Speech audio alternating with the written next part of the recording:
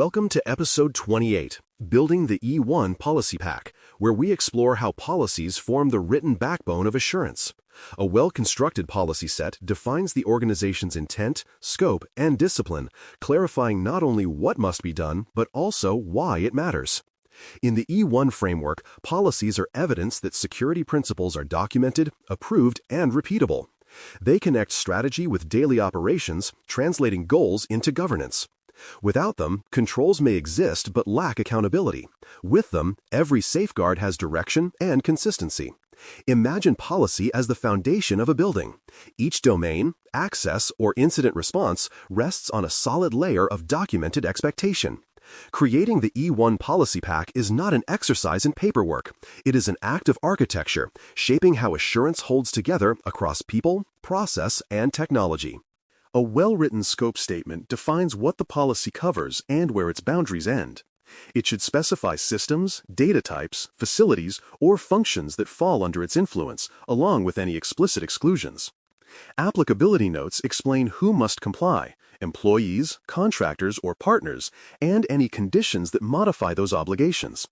For example, a network policy might apply to both on-premise and cloud environments but exclude consumer-grade equipment. In E1, clarity of scope prevents assumptions that lead to coverage gaps. The statement should be concise but precise, allowing reviewers to determine whether every relevant area is accounted for. When scope is vague, enforcement becomes arbitrary. When scope is specific, assurance becomes measurable. Each E1 policy should stand on clear ground, know what it governs and what it leaves to others. The control topics included for E1 form the skeleton of the policy pack. Each domain access, endpoint, patching, backup, logging, and incident response requires at least one policy that captures its core objectives. E1's focus is on fundamental hygiene, so policy should emphasize consistency, monitoring, and evidence rather than exhaustive detail. Together, these documents show coverage across all major safeguards. For example, the access policy aligns with identity requirements. The endpoint policy covers configuration, and the incident policy ties back to response expectations. Including all relevant topics demonstrates completeness and helps auditors map controls easily. This collection acts as the minimum set needed to support E1 assurance. Beyond it, organizations may add specialized policies for privacy, cloud, or physical security as maturity grows. Access control policy content sets expectations for identity management. At minimum, it should state that all users must have unique accounts, multi-factor authentication where applicable, least privilege assignments, and regular access reviews. The policy should also address joiner, mover, leaver processes and administrator accountability. For example, a clause might require revoking credentials immediately upon employment termination and reviewing privileged access quarterly. Password standards, session timeouts, and logging expectations should reference supporting documents. The access policy translates one principles into a single voice, guiding both technology and behavior. A clear policy ensures that identity safeguards remain consistent even when tools or teams change. It serves as the organization's declaration that access is intentional, monitored, and reversible. Endpoint and configuration policy essentials govern how devices are built, secured, and maintained. E1 expects statements covering baseline configurations, encryption, patching, and administrative rights. The policy should require standardized images, active protection tools such as endpoint detection and response, and prohibition of unauthorized software.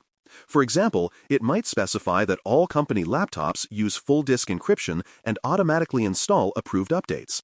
Configuration drift detection and change control references strengthen its authority. The endpoint policy protects the organization's perimeter by ensuring that every device is known, trusted, and consistent. It anchors compliance by converting technical expectations into organizational rules, ensuring no device falls outside governance simply because it is convenient or temporary. Patching and vulnerability policy essentials ensure that systems remain current and resilient. The policy should require regular updates, defined timelines for critical and high vulnerabilities, and documented exceptions with expiration dates. It must also mandate vulnerability scanning and verification after remediation. For instance, it may state that critical patches are applied within 7 days and medium within 30. Linking patch activity to change management ensures accountability and traceability. Under E1, this policy proves that the organization manages known weaknesses deliberately, not reactively. It turns updates into a managed process, complete with metrics, reporting, and evidence trails that auditors can verify.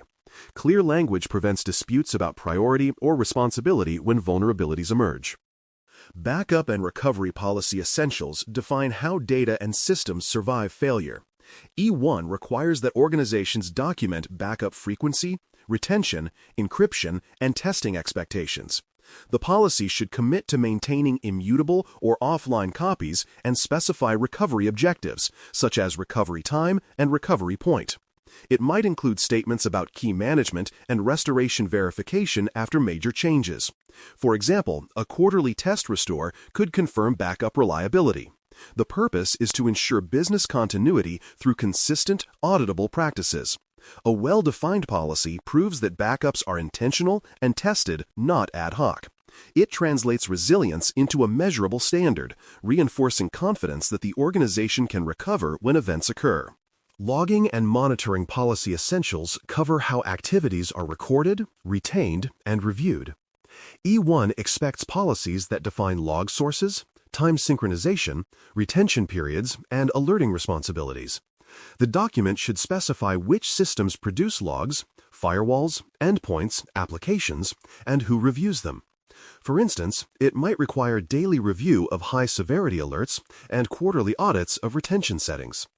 Including data protection language ensures logs do not expose sensitive information. The logging policy links to incident response by mandating that logs remain available for investigations. When followed, it produces reliable evidence of operations and anomalies alike. A strong policy here assures that visibility, one of E1's pillars, is maintained across time and technology. Incident response policy core elements describe how the organization detects, contains, and communicates during security events. The policy should define incident categories, escalation timelines, and communication channels. E1 expects it to designate an incident coordinator, require documented post-incident reviews, and reference procedures for forensics and recovery. For example, it may require notifying leadership within 1 hour of confirmed breach indicators. Clarity ensures that even in crisis, roles and actions are unambiguous. Including testing expectations for tabletop exercises and review cycles adds credibility. The incident response policy proves that the organization has considered the inevitable and prepared accordingly. It shifts response from improvisation to disciplined execution, a cornerstone of assurance maturity. Document control, approval, and versioning keep the policy pack credible over time. E1 auditors verify that each document shows an approval date, version number, and authorized signature.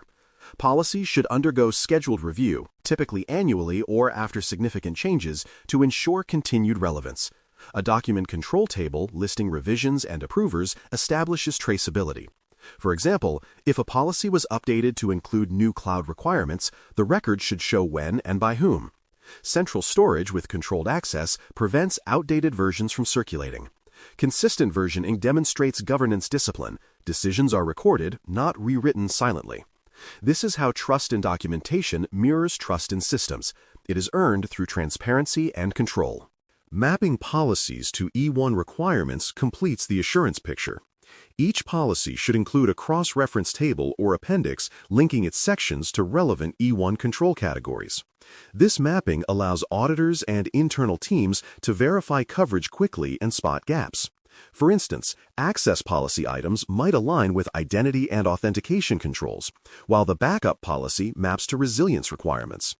Maintaining these mappings also simplifies future updates when E1 evolves. It turns the policy pack into both a governance tool and a self-assessment framework. When every policy ties directly to a control, the organization can demonstrate compliance with confidence. The result is a unified structure where documentation, operations, and assurance converge seamlessly. Building a cohesive E1 policy pack creates visible order within the security program. Each document supports the others, forming a web of intent, accountability, and verification. Together, they declare how the organization manages risk, governs change, and protects information. When policies are clear, approved, and mapped, assurance becomes demonstratable rather than assumed. The process of writing them sharpens understanding. The act of maintaining them sustains discipline. In the end, the E1 policy pack is not just paperwork. It is the written expression of security maturity, a mirror of how people, processes, and technology work in concert to keep trust intact.